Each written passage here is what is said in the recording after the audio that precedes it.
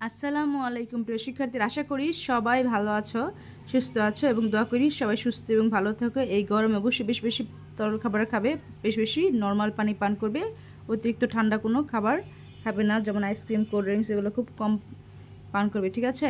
যেহেতু সামনে পরীক্ষা, আমাদের সুস্থতাও লাগবে, ঠিক আছে? যেহেতু আজ আমরা স্বাস্থ্য সুরক্ষা নিয়েই আলোচনা করব, তাই প্রথমে একটু স্বাস্থ্য নিয়ে কথা বলে নিলাম, ঠিক আছে? তো দেখো, আমরা আগে আমাদের এই স্বাস্থ্য সুরক্ষা পড়ার আগে নিজেদের স্বাস্থ্যটা ঠিক রাখতে হবে, ঠিক না? সেই কথাটাই বলে নিলাম। তো দেখো, আর তোমরা যারা সাবস্ক্রাইব করনি অবশ্যই সাবস্ক্রাইব করে রেখো। আজ থেকে আমি এই যে আমাদের যে পরীক্ষার জন্য, যে ষান্মাসিক পরীক্ষার জন্য যে আমাদের সাজেশনগুলো দেওয়া হয়েছে বা শর্ট সিলেবাসটা বা যেই মূল্যায়ন যে নির্দেশনাটা দেওয়া হয়েছে সেটা নিয়ে আলোচনা করব। তো তোমরা এখনও যারা সাবস্ক্রাইব করনি সাবস্ক্রাইব করবে এবং লাইক কমেন্ট করতে ভুলবে না। তো দেখো, এখানে আছে এই যে 08.08.01, এখানে একটি আমাদের শ্রেণীভিত্তিক একক যোগ্যতা দেয়া আছে এবং এখানে আছে শিখন অভিজ্ঞতার শিরোনাম। আর শিরোনামগুলো হচ্ছে 1 এটা একটা অধ্যায়, 2 এটা একটা অধ্যায়, 3 এটা একটা অধ্যায়। শারীরিক ফিটনেস, নিরাপদ খাবার, নিরাপদ জীবন, এটা কিন্তু এগুলো তিনটা অধ্যায়, ঠিক আছে? তো দেখো, এখানে বলা হয়েছে পিআই নং।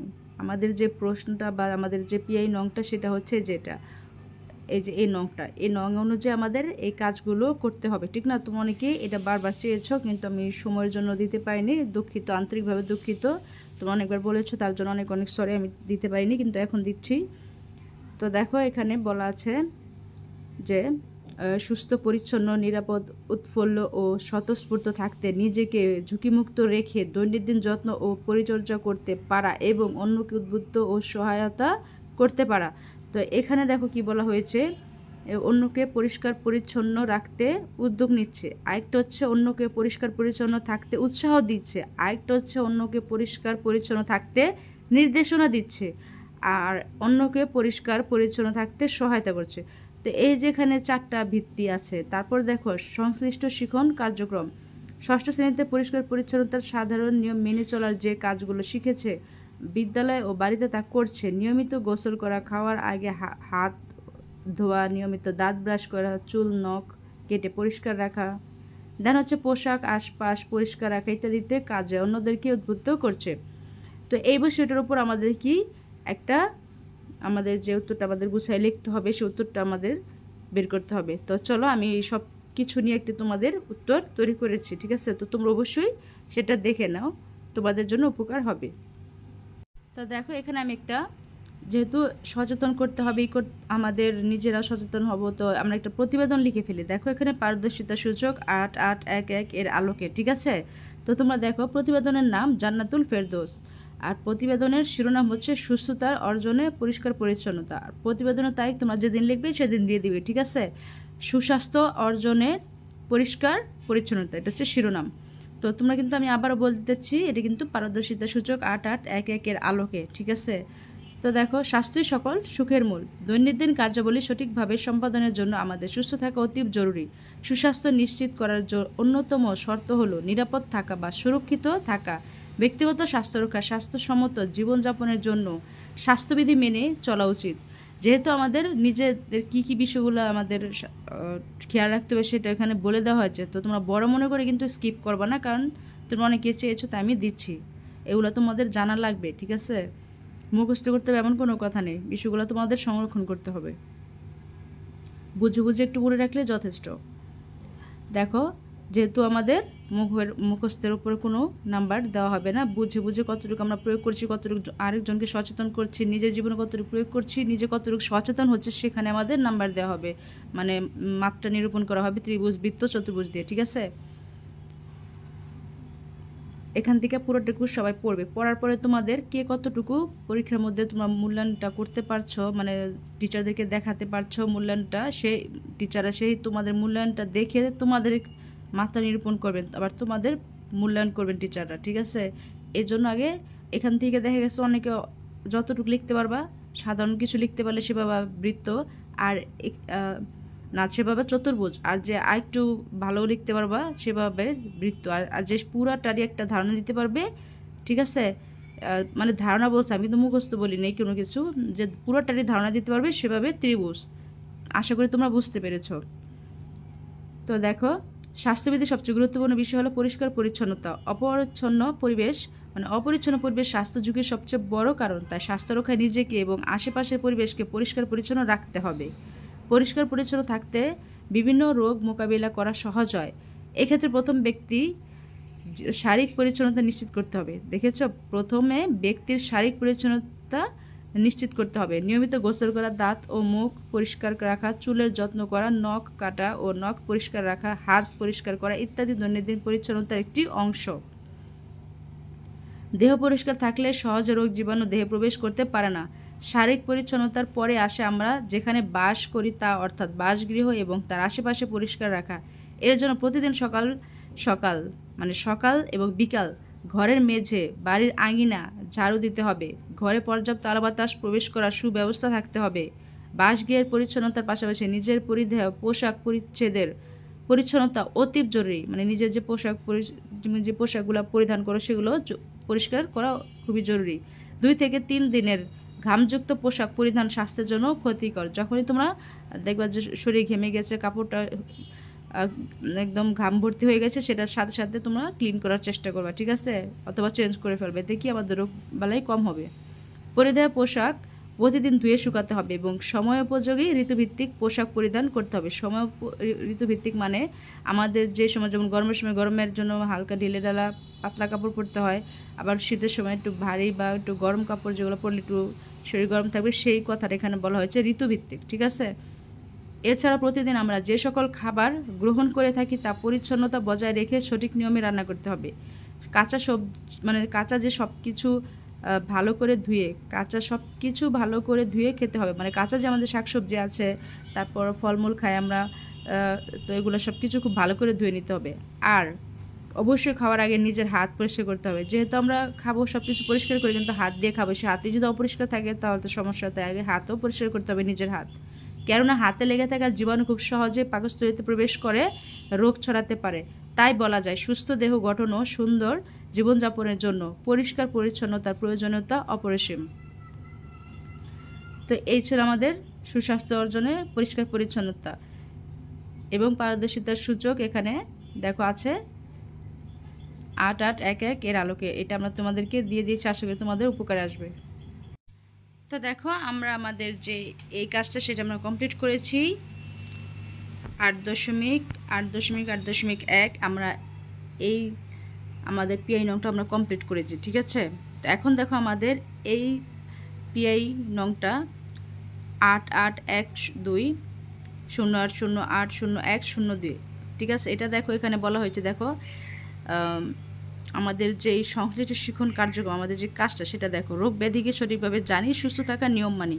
তো শিখন অভিজ্ঞতা যে তোমার সুস্থ থাকার নিয়ম মানার কথা বলা হয়েছে, তো এটাই পড়লে তোমরা পাবা। দেখো, শিখন অভিজ্ঞতা নিজে সচেতন হই, অন্যকেও সচেতন করি, নিজে অভ্যাস করি।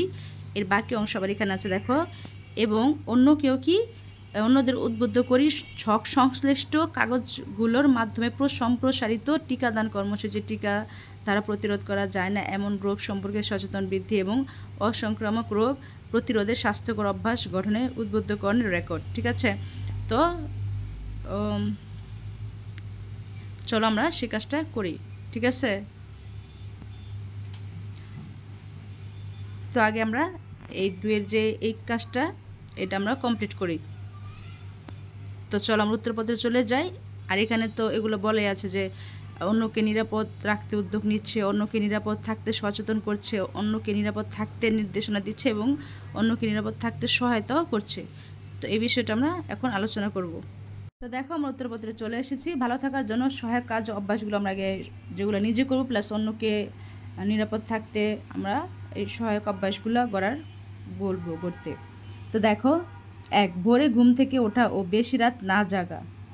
2. নিয়মিত ব্রাশ করা। 3. পরিষ্কার পরিচ্ছন্ন থাকা। 4. বাইরে খোলা ও অস্বাস্থ্যকর খাবার না খাওয়া। দেখো, নিয়মিত পড়াশোনা করা, সহপাঠীদের সাথে সুসম্পর্ক রাখা, পরিবারের সদস্যদের সাথে সময় কাটানো, ভাই বোনদের সাথে মিলেমিশে থাকা, পুষ্টিকর ও সুষম খাবার খাওয়া, খেলাধুলা করা, প্রতিদিন কমপক্ষে 8 থেকে 10 গ্লাস পানি পান করা, সৃজনশীল কাজ করা, দীর্ঘ সময় টিভি না দেখা ও মোবাইল গেমস না খেলা, প্রতিদিন প্রতিবেশী ও আত্মীয় স্বজনের সাথে নিয়মিত যোগাযোগ রাখা, স্কুল ও বাড়ির চারপাশ পরিষ্কার রাখা। তো দেখো আমরা নিজে শিখন অভিজ্ঞতাটি দেখো, এই কাজটি আমরা এখন কমপ্লিট করলাম। এই 0808 এবং 0102 এই যে আমাদের পিআই নং, এটা আমরা কমপ্লিট করলাম। শিখন অভিজ্ঞতা নিজে সচেতন হই এবং অন্যকেও সচেতন করি, নিজের অভ্যাস করি, এই বিষয়টা আমরা কিন্তু এখন কমপ্লিট করলাম। তো এখন দেখো এখানে আছে দেখো 8813, ঠিক আছে, 080801, এই এখন আমরা এই পিআই নং এর কাজটি দেখব। এখানে দেখো কি আছে, এখানে আছে দেখো যোগ্যতা 1 সংশ্লিষ্ট শিখন অভিজ্ঞতার কার্যক্রমে সহপাঠী ও অন্যান্য সংশ্লিষ্টদের স্বতঃস্ফূর্ত অংশগ্রহণের উদ্যোগ পর্যবেক্ষণ, মানে সবাই অংশগ্রহণ করছে সেটা আমাদের টিচাররাও পর্যবেক্ষণ করবেন, ঠিক আছে। তো এখানে দেখো বিভিন্ন কাজে অন্যকে অংশগ্রহণের জন্য উৎসাহ দিচ্ছে কিনা, বিভিন্ন কাজে অন্যের স্বতঃস্ফূর্ত অংশগ্রহণের উদ্যোগ নিচ্ছে, বিভিন্ন কাজে অন্যের অংশগ্রহণ সহায়তা করছে। তো এই বিষয়টার উপর আসলে আমাদের শিক্ষকরা এই মাত্রা নিরূপণ করবেন, আমাদের মূল্যায়ন করবেন। তো চলো আমরা এর উত্তরপত্রটা দেখে নিই। তো দেখো আমরা পারদর্শিতা সূচক 881 ও 8813 এর আলোকে আমরা এখানে আমাদের যে বলা হয়েছিল সামাজিক সুস্থতার করণীয় কাজ, সেটা আমরা এখন দেখে নিই। এখানে দেখো আমাদের যে সামাজিক সুস্থতার করণীয় কাজের মধ্যে 1 নম্বর হচ্ছে আত্মীয় স্বজন, বন্ধু বান্ধব, সহকর্মী সকলের সাথে সুসম্পর্ক রাখা। 2 স্কুল কলেজের বিভিন্ন কর্মসূচিতে সবান্ধব অংশগ্রহণ করা। 3 বিভিন্ন সামাজিক উৎসব ও অনুষ্ঠানে স্বতঃস্ফূর্তভাবে অংশগ্রহণ করা। 4 দলগত কাজ যেমন বৃক্ষরোপণ কর্মসূচি, বনভোজনের আয়োজন, ক্রীড়া প্রতিযোগিতা ইত্যাদিতে অংশগ্রহণ করা। তো এই ছিল আমাদের উত্তরপত্রটি।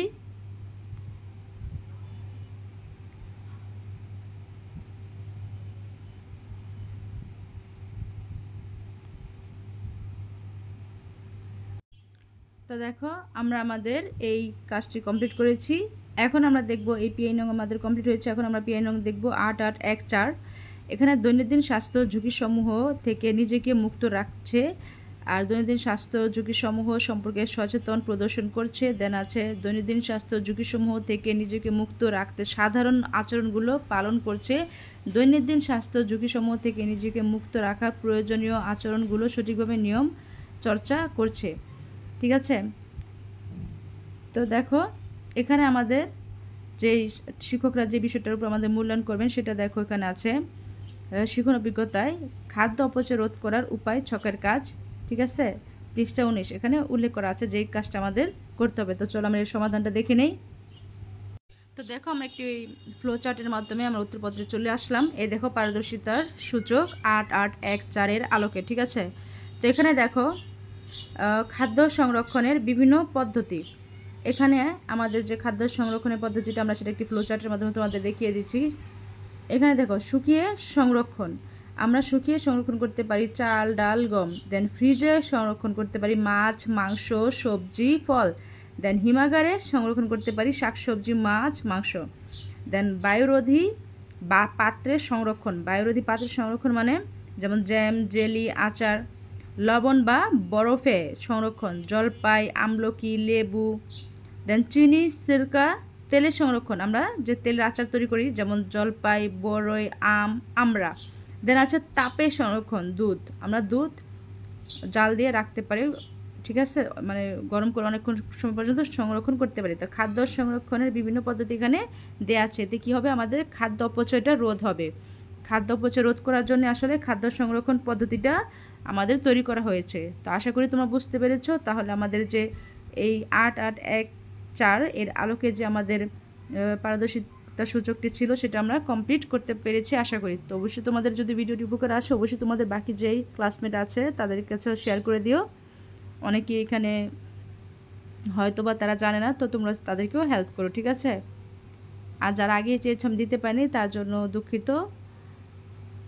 তো এখন দিয়ে দিচ্ছি, আশা করি তোমাদের উপকার আসবে। তো দেখো আমরা আমাদের যে 4 ছিল 8814 সেটা আমরা কি করেছি, কমপ্লিট করে ফেলেছি। লিপ্ত অপচয় রোধ করার উপায় ছকের কাজটি আমরা কমপ্লিট করে ফেলেছি। এই ছকটি আশা করি তোমরা পূরণ করেছো। যদি না করে থাকো আমার এই চ্যানেলটিতে ভিডিও লিঙ্ক দেওয়া আছে, প্লে লিস্টে দেওয়া আছে, ঠিক আছে? তোমরা সেখান থেকে নিয়ে নিতে পারো, সংরক্ষণ করতে পারো, ঠিক আছে? প্লে লিস্ট থেকে সংরক্ষণ করতে পারো। তো আজ এ পর্যন্তই। আমি নেক্সট তোমাদেরকে যে কাজগুলো করাবো সেটা হচ্ছে 8 আর 1 5 থেকে এখান থেকে, ঠিক আছে? আমি এখান থেকে তোমাদের নেক্সট ক্লাসটি করাবো।